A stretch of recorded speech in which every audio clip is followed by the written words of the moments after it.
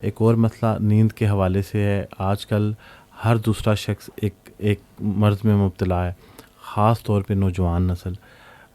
چاہتے ہوئے بھی لوگ پوری رات نہیں سو سکتے. نیند جیسی راحت کو مس کرتے ہیں. وہ صبح ہو جاتی ہے اور آنکھ نہیں لگتی.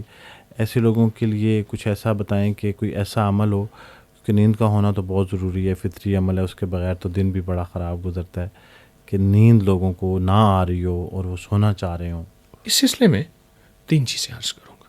جی. کبھی بھی غذا سونے سے 4 گھنٹے پہلے کھائیں. کبھی بھی. زندگی کا حصہ ہے. پیٹ ویٹ نہیں بڑھے گا، نیند بہترین آئے گی. دوسری چیز، دیر سے سونا زندگی کے سرکل کو ختم کر دیتا ہے. اس وقت پوری سائنس زندگی کے نظام پہ آ رہی ہے کہ جو جتنا دیر سے سونے کے گھنٹے اور موبائل اور نیٹ، جو بندہ موبائل، نیٹ اور خبریں، حالات حاضرہ، جی. جتنا اس میں آتا جائے گا اتنا بلڈ پریشر، بیماریاں، شوگر.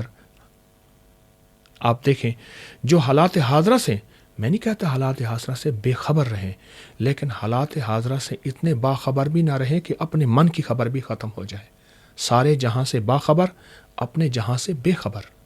میں اس انداز سے عرض کر رہا ہوں. صحیح. اور ایک وظیفہ عرض کرتا ہوں.